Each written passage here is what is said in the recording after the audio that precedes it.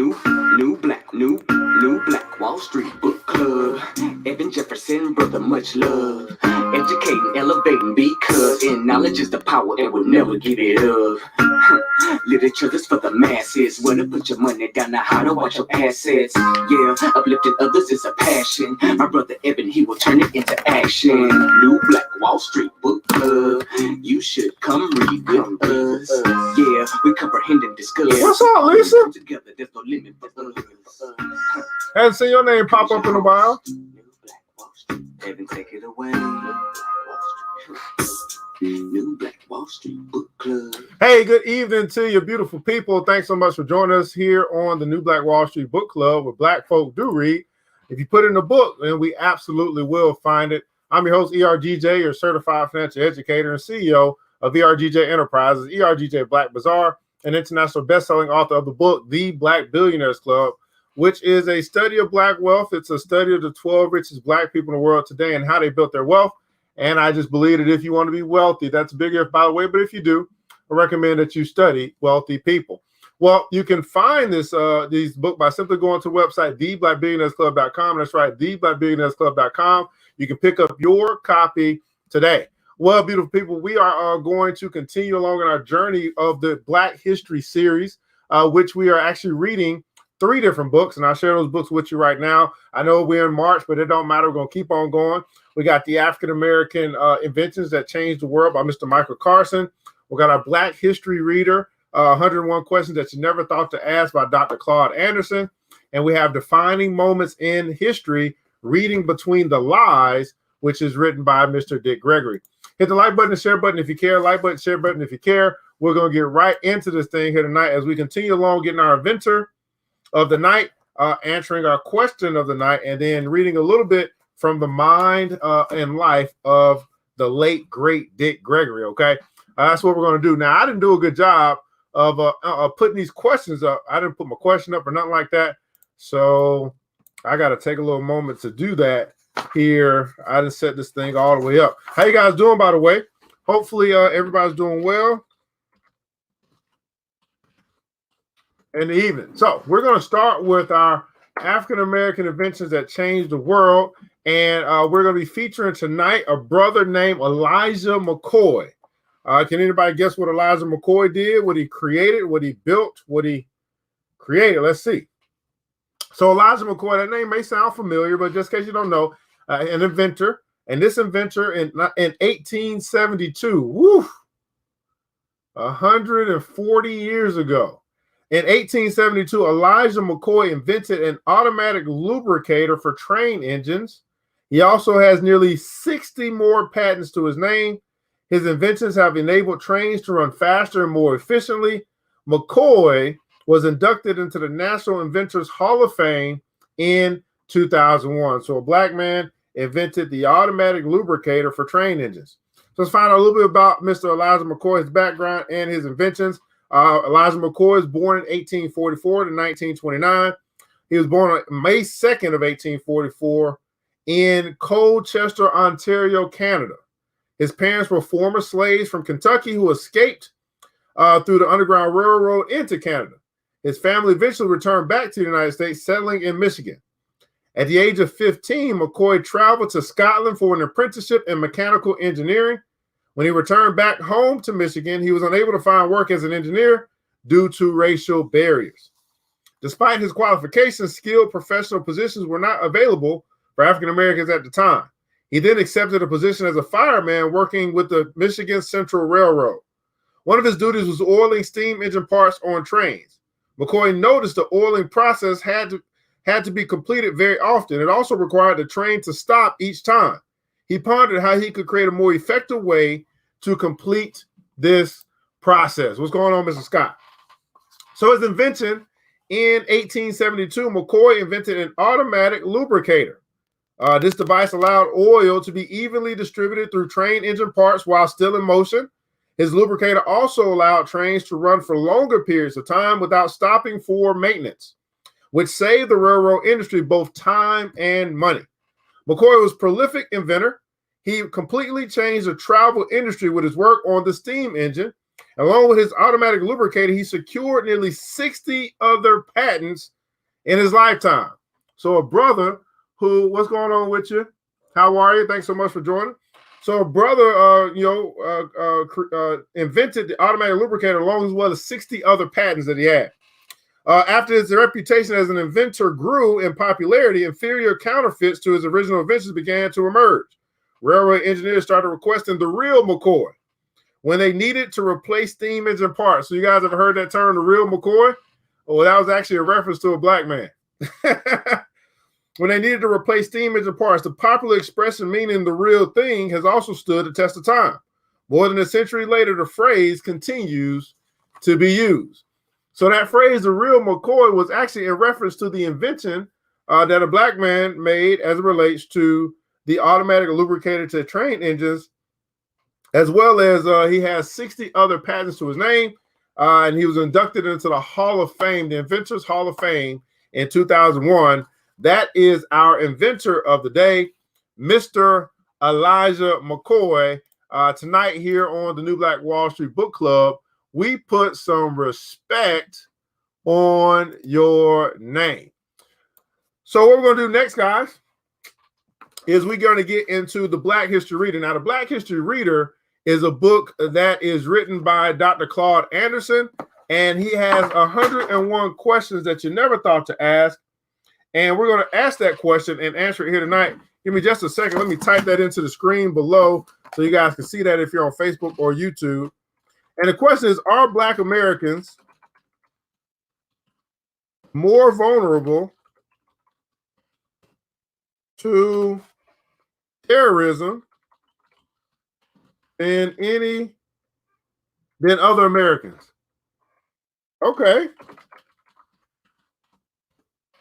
So in our Black History Reader, guys, the question of the night, are Black Americans more vulnerable to terrorism than other Americans? So let's see what Dr. Claud Anderson has to say in reference to this question that he answers in his book, A Black History Reader, 101 questions that you never thought to ask. 101 questions that you never thought to ask. Let's read. So Black Americans are definitely more vulnerable to terrorism than other Americans. Terrorism is rooted in human psychological pathology that seeks to intimidate, injure, and control other humans based upon the religious, political, or racist ideologies of the terrorists. 5 centuries of institutionalized enslavement, Jim Crow segregation, and benign neglect have made Black Americans a favorite target of conservative terrorists, hate mongers, and religious zealots. Blacks are the most identifiable and vulnerable population group in America because they are totally dependent upon non-Black racial and ethnic groups for their safety and daily needs.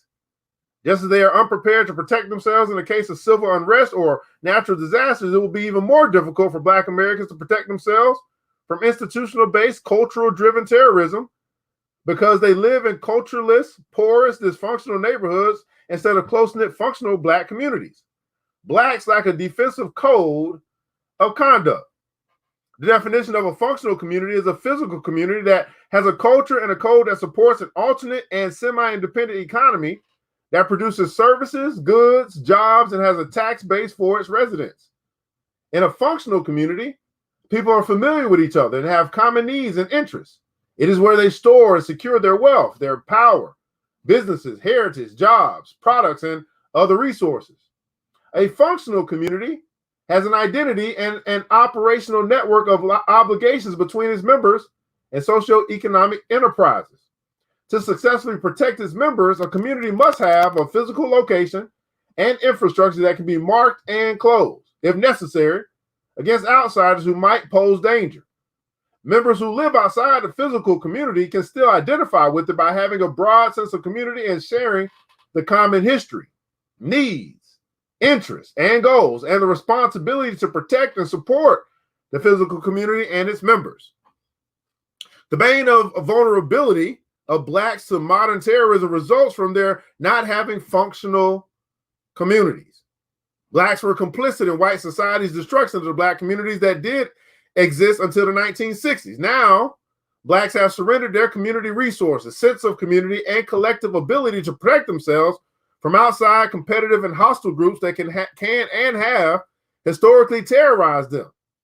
In most instances, Black neighborhoods lack organizational institutions, local communication systems, surplus food, water, energy, and medical systems. The integration process diluted or removed experienced Black leadership from Black neighborhoods, leaving those left behind unprepared to deal with terrorists or other life-threatening crises. Just like the Ku Klux Klan symbols and marches, the primary goal of terrorism is to create fear and confusion, horrendous enough to disrupt socio-economic systems, paralyze citizens, and inhibit the flow of needed daily resources.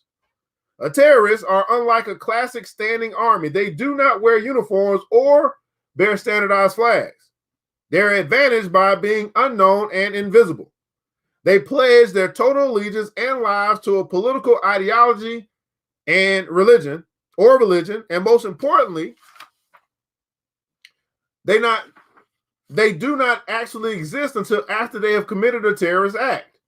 If they are successful in committing an act of terror, the media becomes complicit by promoting the successful act, which publicizes the cause of the terrorists and demonstrates their ability to achieve their objectives. They're not interested in how they are labeled or what consequences befall them. Terrorism functions best in open societies where people have many freedoms and their movements and activities are not under suspicion. Terrorists thrive on publicity and seek the notoriety of public identification. Although episodes of terrorism are newsworthy events, extensive media coverage sets the stage for even more terrorist acts of violence. Again, just like Blacks have been impotent against the Ku Klux Klan and other forms of white terrorism, the United States of America itself is totally ill-prepared to fight, let alone win, a holy war or a terrorist waged virtual war. Our government leaders promote the belief that America is the world's superpower, a world police force that has politically obligated itself to be the moral conscience of the world. Our response to terrorism as a nation is anemic, illogical, and ignores what is known about the true nature of international terrorism. Black America is even more defenseless and vulnerable than the largest society that has organized institutions and resources. There's no interest nor any incentives of other ethnic or class groups to take care of the needs of Black people.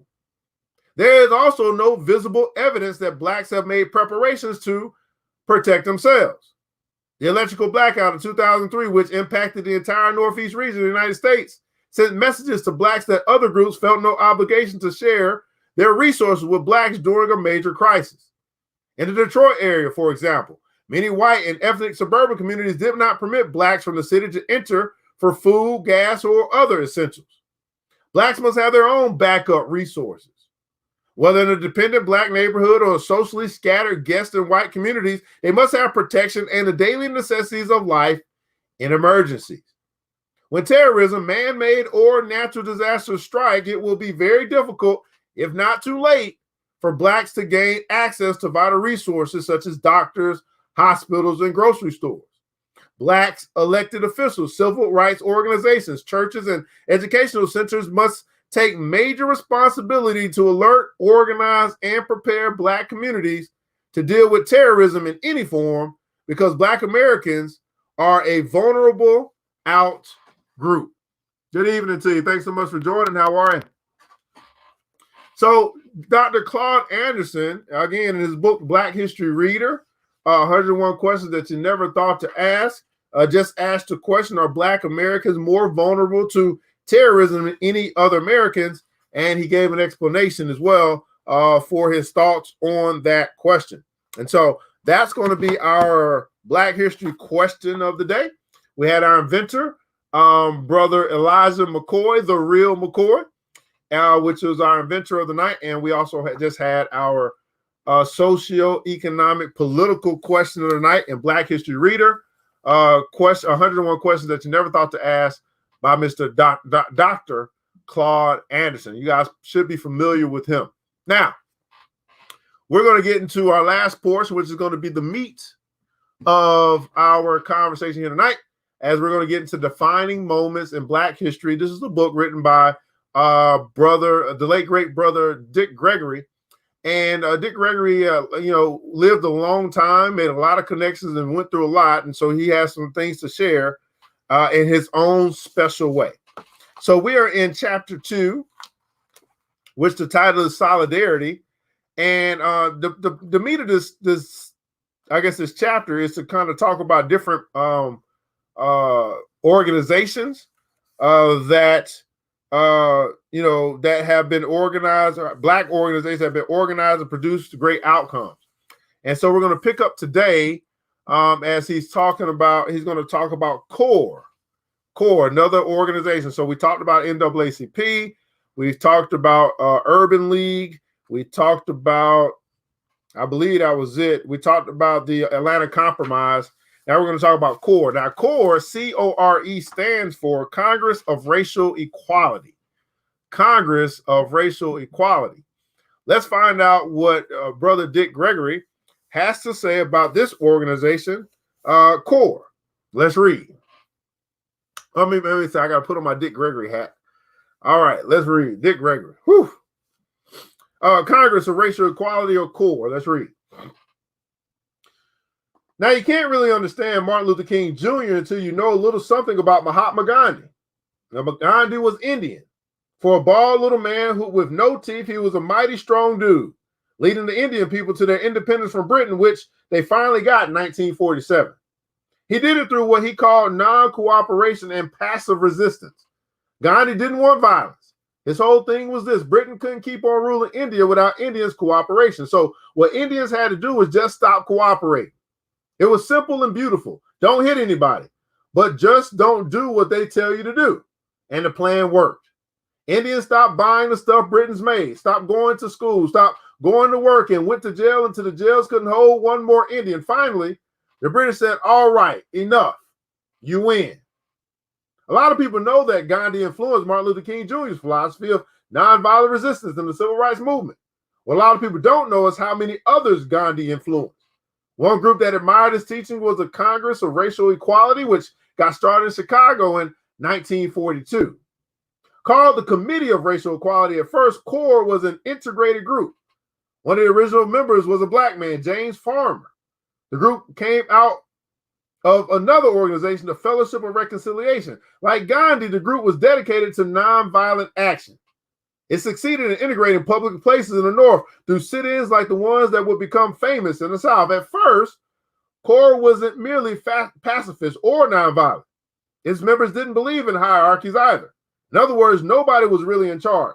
That became a problem when the group started to expand nationwide.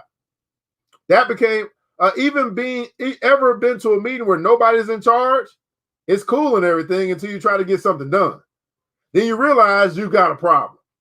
Finally, the national organization took a firm hand and took the local chapters to fall in line. James Farmer became president in 1953.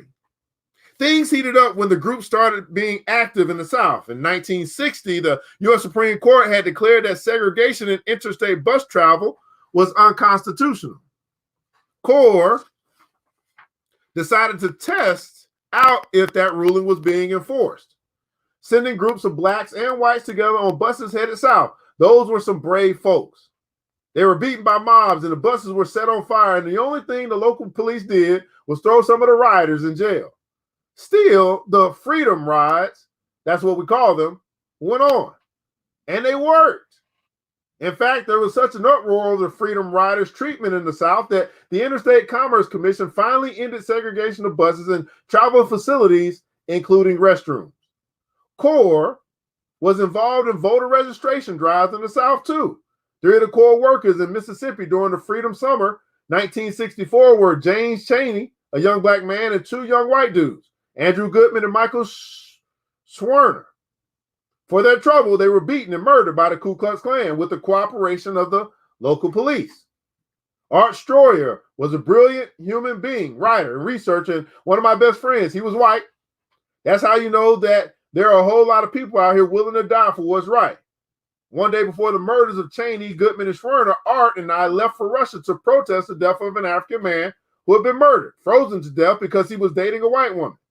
When we arrived, we had planned to march the following day around Red Square to let the world know that racism exists in Russia and affects many victims, not just black folks. Some in America, where racism, white supremacy didn't stop with black folks, but included Native Americans, Latinos, Asians, Jews, Irish Catholics, and many others, not to mention women. So we had a guy in Russia make us some signs that night. That morning, Art and I woke up planning to picket, but we found out to our horror that 3 core members had been murdered. James Chaney, a black man, and 2 white Jewish men named Andrew Goodman and Michael Schwerner had been murdered by the Ku Klux Klan with the aid of law enforcement. We canceled our demonstration in Russia and caught a plane back to America and went to Philadelphia, Mississippi. I called Hugh Hefner and asked him if he'd send my wife $25,000 in cash and said I would give it back to him when I came home from Mississippi. After Lowell put the money in the bank, I announced that I was putting $25,000 up for a reward for the arrest and conviction of the murderers. We left that morning on the first plane, and by that evening, because of the time difference, we're looking the sheriff in the eye, telling him we know you did this with the help of others. Unbeknownst to Art and me, the FBI had never put up a reward in their history. So hearing that we had put up $25,000, the FBI decided to put up a $30,000 reward. That's the only decent thing that the FBI did, even though they did it for the reasons that had nothing to do with decency. The guy who got in touch with the FBI had told me, and me told us both that he knew who did it. He wanted to collect the $25,000 from me and the $30,000 from the FBI. For months, they looked for the bodies of these 3 young core workers with no luck. Finally, I held a press conference in San Francisco and said if the bodies aren't found by 12 noon tomorrow, I would change my schedule and go back to Mississippi and get some core workers, get some shovels, and go under the bridge where the bodies were. Needless to say, the federal authorities dug up the bodies before 12 noon. This was all thanks to the guy who was trying to hustle the FBI and Dick Gregory for the money. The authorities knew there were 20 some odd people involved. Of all the people they arrested, 2 were not involved at all. Therefore, they couldn't get a conviction for any of them because the 2 that weren't involved were able to prove that they were in jail during the murders. That's how the government works. So the next time it's election day and you're too tired to make it to the voting booth, or you've got other plans, or you just don't feel like it, or you have another lame excuse, think about the folks who got beaten and risked death and gave up their lives so people who look like you could cast a ballot. It doesn't mean you have to support the lesser 2 evils. You keep doing that and you start to feel a little bit evil your own self. But whatever you do, get out there and vote, man. What's going on with you? Thanks so much for joining. How are you? So this is the mind and the verbiage and the writing of the late, great Dick Gregory, who was able to experience a lot of things maybe that we've read or come across, and he puts it in his own words so that you and I can understand a vantage point that probably that's not whitewashed. Let's put it that way. So next he talks about Adam Clayton Powell Jr. Okay. Adam Clayton Powell Jr. This is Defining Moments in History, Reading Between the Lies by Brother Dick Gregory. Okay, Brother Dick Gregory. So Adam Clayton Powell Jr., let's read. When Adam Clayton Powell Jr. was in Congress from 1945 to 1971, he wrote something like 98% of the social legislation on this planet. He inspired a lot of other lawmakers who came after him. Brilliant. God, was he brilliant. Brother Adam was, you know, how there are some people you like to see one more time on this earth. Well, for me, one of them is Adam. He went to Colgate University. The average white person around him didn't know what Colgate was. They thought it was a kind of toothpaste. But he carried himself like he didn't have to apologize for anything. At the time, he was one of the greatest preachers in America, if not the greatest. And there was nobody in Hollywood as handsome as he was. His colleagues were a pool of white men who wrote legislation that affected the whole world. Adam had the same position they did, but that didn't stop him from coming up against racism. Take, for instance, the story of when he went to the congressional dining hall one day. A sergeant at arms said to him, "Where you going, nigga?" Adam said, "You talking to me?" "Yeah, nigga. I'm going to eat. Niggas can't eat here." "Well, where do we eat?" Well, there's a place about 10 miles from here where all the educated, sophisticated niggas go. So how do I get there? Well, you can take a cab to the man to see. His name is Billy Simpson. So about an hour later, Adam came back to the dining hall with the most ghetto-looking black man you ever saw in your life, scraggly beard, overalls, no shirt, barefoot. So the sergeant at arms came up to Adam again and said, "Did you find it, boy?" Then he saw that the man Adam had with him and said, "Who is this?" "Oh," Adam said, "this man's name is Billy Simpson. I thought this was who you were telling me about. The only way I could get in here was to bring this nigga with me." I guess the sergeant didn't know there were more than one Billy Simpson, and that's when all hell broke loose. Adam told the sergeant, "I either come in here or I'm whipping your behind and I'm throwing all the food away." That was Adam. Adam was born in Connecticut in 1908. His parents were of a mixed race. The same year he was born, his father became pastor of the Abyssinian Baptist Church in Harlem, which had a congregation of 10,000 folks. So Adam grew up wealthy. He was also light-skinned enough to pass for white, which he did for a while in college. But he didn't keep that up. He came back to New York City from Colgate, got a master's degree in religious education from Columbia University, and started working in his dad's church. He also became an activist on behalf of black people. When business wouldn't hire black folks, Adam organized pickets and marches. He set up soup kitchens and other services for people in the community. And to draw attention to it all, he founded a newspaper, The People's Voice. That helped him win a seat on the New York City Council in 1941. He ran for Congress in 1944, calling for civil rights and an end to job discrimination against blacks. For the first 10 years, he was one of the only two blacks in all of Congress. He butted heads with racist Southern Democrats. He was outspoken. He made himself heard. He advised presidents to support African countries struggling to win independence, and he was relentless with his civil rights work. In 1954, the Supreme Court decided in the matter of Brown versus Brown of Education of Topeka, Kansas, that segregated schools were unconstitutional. But that didn't mean school districts were in a rush to desegregate. Adam knew that. He wrote up what's called a rider, saying that schools in the South couldn't get federal funds until they fell in line with desegregation. And he attached the rider to a bunch of bills in Congress. That later became part of the Civil Rights Act of 1964. Title VI of the act says that there can't be race discrimination in programs that get federal money. We owe that to Adam Clayton Powell Jr. That's the kind of thing that outraged other congressmen. They were out to get Adam. I don't want to say he was perfect, but neither was his colleagues. And they punished him for doing exactly what they were doing because he was black and proud and didn't apologize for it.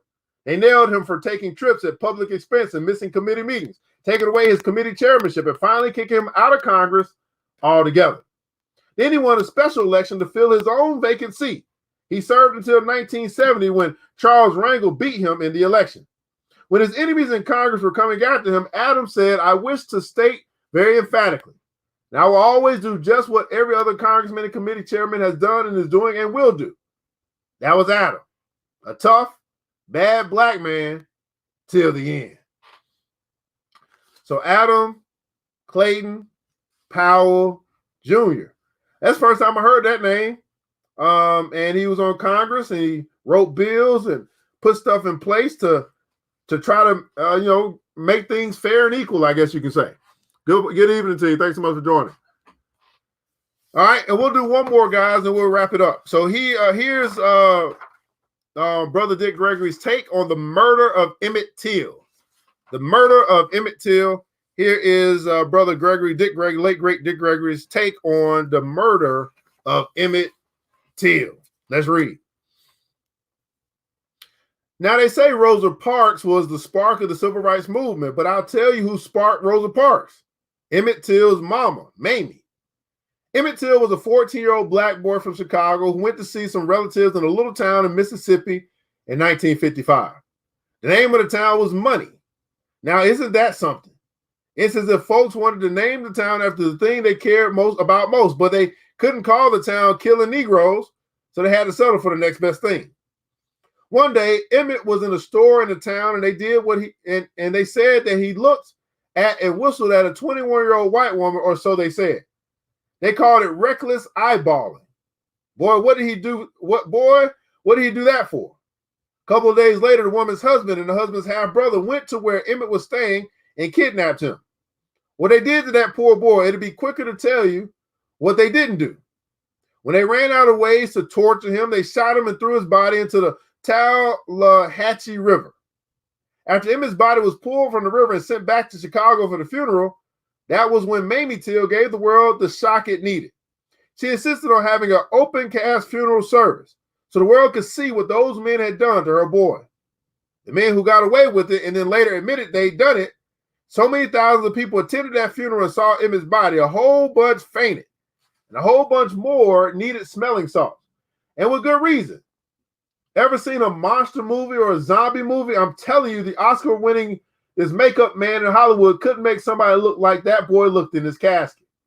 The John H. Johnson published photos of Emmett's face in Jet magazine, and then everybody saw it, including Rosa Parks. Carolyn Bryant, Emmett's accuser, recently came forward in 2017, and in an interview with Timothy Tyson, the author of a new book entitled The Blood of Emmett Till, said that she lied about the encounter. She was even quoted saying nothing that boy did could ever justify what happened to him.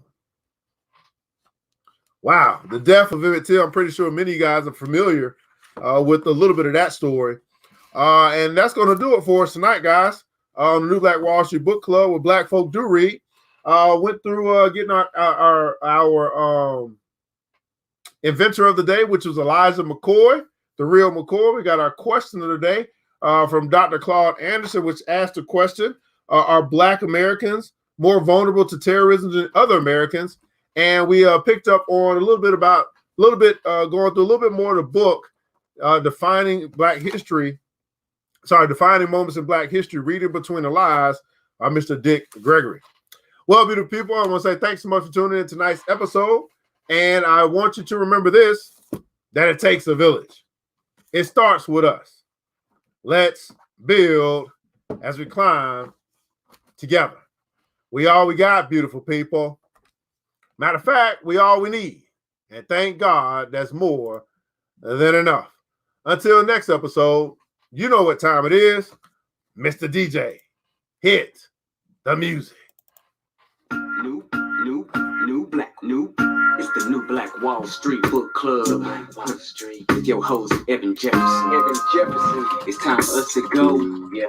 Now, you ain't got to leave the computer. But we encourage you to get out there and learn and apply all the things you learn at the New Black Wall Street Book Club. Yeah. The New Black Wall Street. The New Black Wall Street.